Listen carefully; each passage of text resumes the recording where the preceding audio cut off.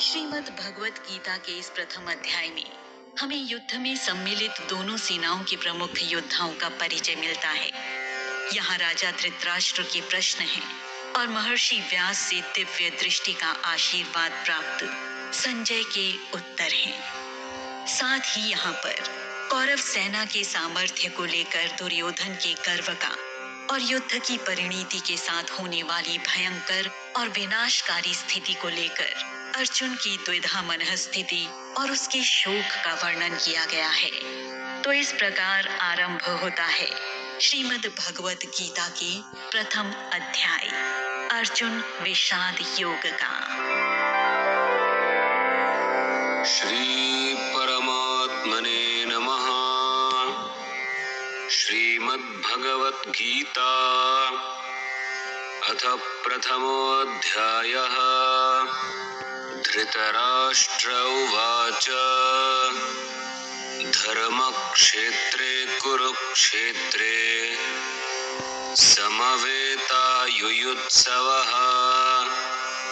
मामकाः पाण्डवाश्चैव किमकुर्वत संजय।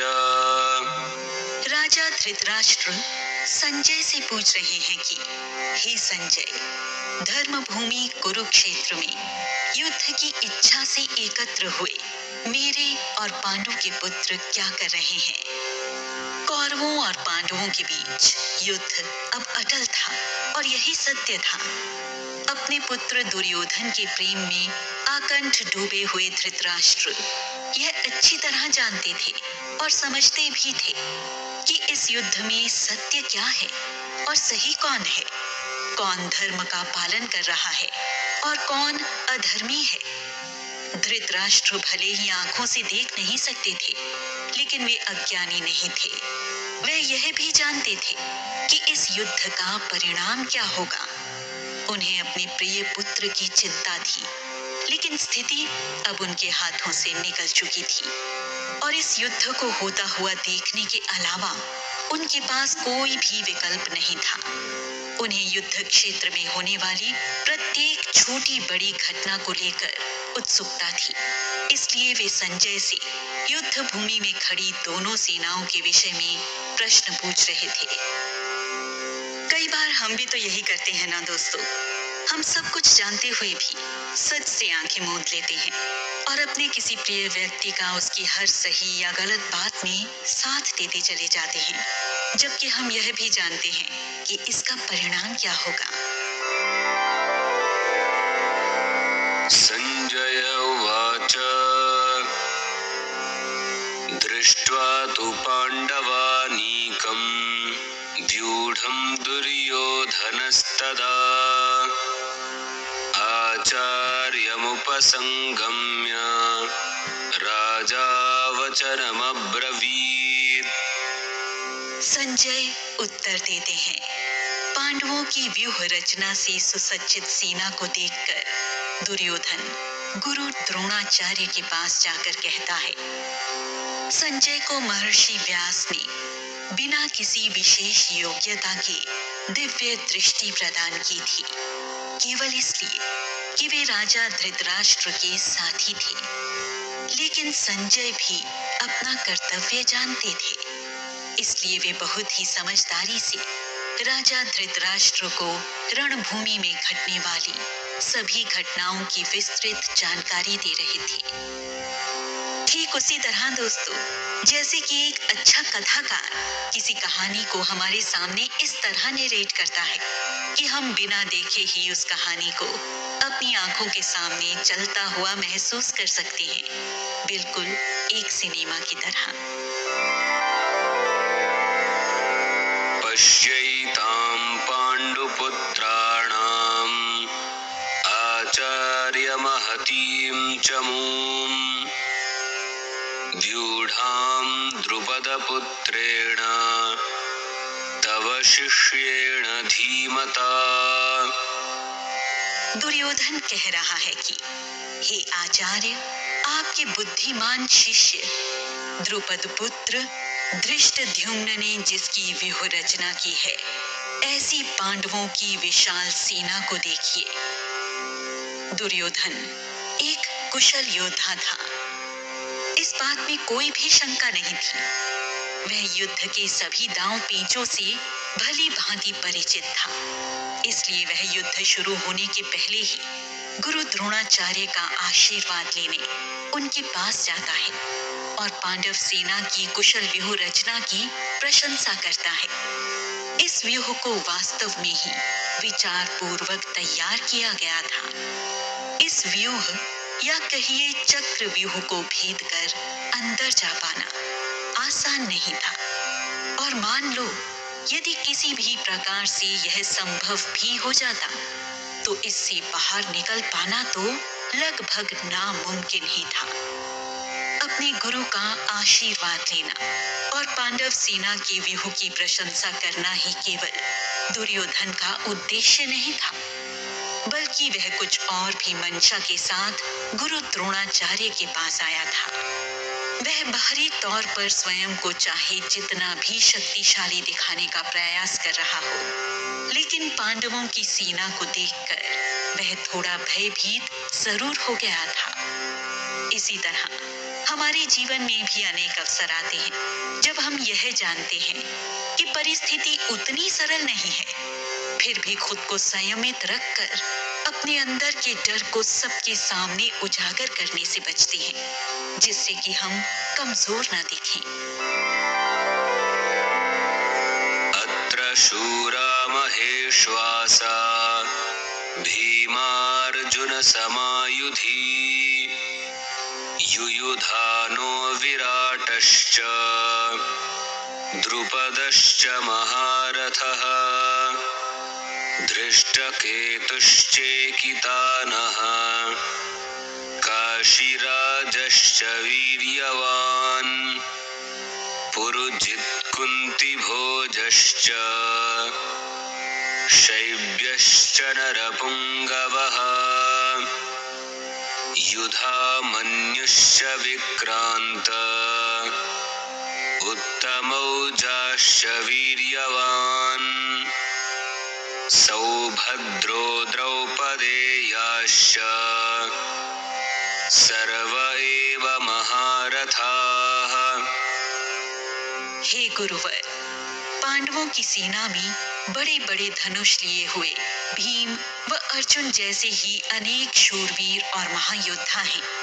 पांडवों का साथ देने के लिए इस युद्ध में सात्यकी, विराट, द्रुपद, धृष्टकेतु, चेकितान, काशीराज, पुरुजीत, कुंती भोज, नरश्रेष्ठ शैव्य, युद्धामन्यु, अत्तमौजा, अभिमन्यु और द्रौपदी के 5 पुत्र भी सम्मिलित हुए हैं।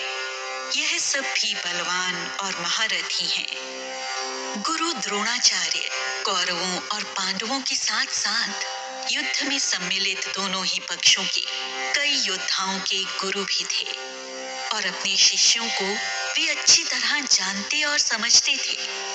हस्तिनापुर के सेवक होने के कारण युद्ध में उन्हें उनकी इच्छा के विरुद्ध अधर्म के पक्ष का साथ देना पड़ा। इसलिए दुर्योधन के ऐसा करने का एक कारण कदाचित यह हो सकता है कि वह गुरु द्रोणाचार्य से चर्चा करके उनके समक्ष पांडवों की सेना में सम्मिलित योद्धाओं का उल्लेख करके उनकी रणनीति और उनकी शक्ति का अंदाजा लेना चाहता था। बड़ी ही बुद्धिमानी से रचे गए पांडव सेना के व्यूह के प्रत्येक योद्धा की विचार शैली किस प्रकार की है, गुरु द्रोणाचार्य से वह कदाचित इस बात को समझना चाहता होगा। निश्चित रूप से यह एक विचारशील योद्धा के लक्षण है। अस्माकं तु विशिष्टा ये तान्निबोध द्विजोत्तमा नायका मम सैन्यस्य संज्ञार्थं तान् ब्रवीमि ते। हे ब्राह्मण श्रेष्ठ, अब हमारी सेना में कितने महत्वपूर्ण सेनानी हैं, यह सुनिए। आपकी जानकारी के लिए मैं आपको उनके नामों से अवगत कराता हूँ। पांडव सेना का सामर्थ्य बताने के साथ ही दुर्योधन गुरु द्रोणाचार्य को अपनी सेना का सामर्थ्य भी बताना चाहता था, क्योंकि ऐसा करके वह गुरु द्रोणाचार्य के मन की अस्वस्थता को कम करके उन्हें युद्ध के लिए प्रवृत्त करना चाहता था। दुर्योधन के ऐसा करने का एक अन्य उद्देश्य यह भी था कि वह अपनी सेना के सामर्थ्य की प्रशंसा करके अपनी सेना का मनोबल बढ़ाना चाहता था। हालांकि कौरवों की सेना किसी भी दृष्टि से पांडवों की सेना से कम नहीं थी, लेकिन फिर भी दुर्योधन के मन में कुछ न कुछ डर जरूर था, और इस डर को वह अपने ऊपर हावी नहीं होने देना चाहता था, और ना ही वह अपनी सेना से यह चाहता था। तो दोस्तों, यहाँ हमें दुर्योधन से यह सीखना चाहिए कि जब भी हमारे मन में किसी भी प्रकार का संदेह या डर होता है, तो हमें अपने आप को संयमित रखने के लिए उस बात के नकारात्मक पक्ष को पूरी तरह इग्नोर करके उसके सकारात्मक पहलू पर ही ज्यादा ध्यान देना चाहिए। भवान् भीष्मश्च कर्णश्च कृपश्च समितिञ्जयः अश्वत्थामा विकर्णश्च सौमदत्तिस्तथैव च अन्ये च बहवः शूरा मदर्थे त्यक्तजीविताः नानाशस्त्रप्रहरणाः सर्वे युद्धविशारदाः। हे गुरुवर, हमारी सेना में स्वयं आप और भीष्म पितामह जैसे योद्धा हैं। वहीं कर्ण युद्ध में विजयी होने वाले कृपाचार्य, अश्वत्थामा, विकर्ण और उसी तरह सोमदत्त के पुत्र भूरिश्रवा भी हैं। इसके साथ ही विभिन्न प्रकार के अस्त्र शस्त्र से सुसज्जित और युद्ध कला में पारंगत ऐसे अनेक योद्धा भी हैं जो मेरे लिए अपने प्राणों को भी न्योछावर कर सकते हैं। ऐसा कहकर दुर्योधन यह दिखाना चाहता था कि यदि पांडव सेना में एक से बढ़कर एक महारथी हैं, तो कौरव सेना में भी जहां एक ओर भीष्म पितामह, गुरु द्रोणाचार्य और कृपाचार्य जैसे अपराजित और अनुभवी योद्धा थे, वहीं दूसरी ओर अश्वत्थामा, कर्ण, भूरिश्रवा और विकर्ण जैसे महायोद्धाओं के साथ साथ अनेक राज्यों के राजा और राजकुमार भी थे, जो विभिन्न प्रकार के शस्त्र अस्त्रों से सुसज्जित थे और दुर्योधन के एक ही संकेत पर अपने प्राण तक न्यौछावर करने के लिए तैयार खड़े थे। यह सब गुरु द्रोणाचार्य को बताकर दुर्योधन यह सिद्ध करना चाहता था कि पांडवों की सेना यदि समर्थ है, तो कौरवों की सेना में उससे कई गुना अधिक सामर्थ्य है। और दोस्तों, यहीं पर अपने शत्रु को कम आंक कर दुर्योधन ने सबसे बड़ी भूल की। उसने अपने अहंकार का परिचय दिया था, जिसका परिणाम उसे युद्ध में अनेक अवसरों पर देखने को मिला। लेकिन वह यहाँ गुरु द्रोणाचार्य के साथ साथ स्वयं को भी समझा रहा था कि वह किसी भी दृष्टि से कम नहीं है, बल्कि अधिक ही है। किसी भी विपरीत परिस्थिति में हमें भी यही करना चाहिए, क्योंकि वो कहते हैं ना दोस्तों कि मन के हारे हार है और मन के जीते जीत। यहाँ हमें दुर्योधन से यह भी सीख मिलती है कि किसी भी स्पर्धा से पहले अपने प्रतिद्वंदियों के बारे में पूरी जानकारी जरूर रखनी चाहिए। अपर्याप्तं तदस्माकं बलं भीष्माभिरक्षितम् पर्याप्तं त्विदमेतेषां बलं भीमाभिरक्षितम्। गुरुदेव, हमारी सेना जिसके संरक्षक स्वयं भीष्म पितामह हैं, वह अजिंक्य है। उनका सैन्य बल भी अमर्यादित है। इसके विपरीत भीम द्वारा संरक्षित पांडवों की सेना को जीतना आसान है, क्योंकि इस सेना का बल मर्यादित है। भीष्म पितामह इस युद्ध में एक ज्येष्ठ और अनुभवी योद्धा थे। उनका कौरवों के पक्ष में होना दुर्योधन के उत्साह को बढ़ा रहा था। भीष्म पितामह के अनुभव और कौशल का इस युद्ध में निश्चित रूप से लाभ होने वाला था और उनके संरक्षण में कौरव सेना की विजय का उसका स्वप्न पूरा होने की पूरी संभावना उसे दिखाई दे रही थी। दोस्तों, अनुभव और कौशल ऐसे दो शस्त्र हैं जो मनुष्य को उसके जीवन के हर युद्ध को जीतने में सहायता करते हैं। अयनेषु च सर्वेषु यथा भागमवस्थिताः भीष्ममेवाभिरक्षन्तु भवन्तः सर्व एव हि। दुर्योधन ने कहा, हे गुरुवर, भीष्म पितामह हमारे लिए महत्वपूर्ण है, इसलिए निश्चित रूप से हम सभी को व्यूह द्वार पर अपने निर्धारित स्थान पर ही खड़े होना चाहिए और उनका हर प्रकार से संरक्षण करना चाहिए। अनुभवी और कुशल व्यक्ति हमेशा ही महत्वपूर्ण माना जाता है। किसी भी विपरीत परिस्थिति का सामना करने के लिए एक कुशल और अनुभवी व्यक्ति सबसे अच्छा मार्गदर्शक सिद्ध होता है। इसलिए हमें भी अक्सर यही सलाह दी जाती है कि बुजुर्गों के पास बैठकर कुछ समय जरूर बिताना चाहिए, क्योंकि दोस्तों, उनके पास व्यवहारिक जीवन का वह अनुभव होता है जो किसी भी पुस्तक में नहीं मिलता। तस्य संजनयन् हर्षं कुरुवृद्धः पितामहः सिंहनादं विनद्योच्चैः शंखं दध्मौ प्रतापवान्। हे राजन, कुरुवंशियों में सबसे वृद्ध और महापराक्रमी भीष्म पितामह ने दुर्योधन के मन को हर्षित करने के लिए सिंह की गर्जना के समान शंखनाद किया है। युद्ध के नियमानुसार कौरवों के प्रथम सेनापति भीष्म पितामह ने युद्ध के आरंभ की घोषणा करते हुए प्रबल शक्ति से शंखनाद किया। भीष्म पितामह ने अपनी सारी शक्ति एकत्रित करके सिंह गर्जना के समान शंखनाद किया।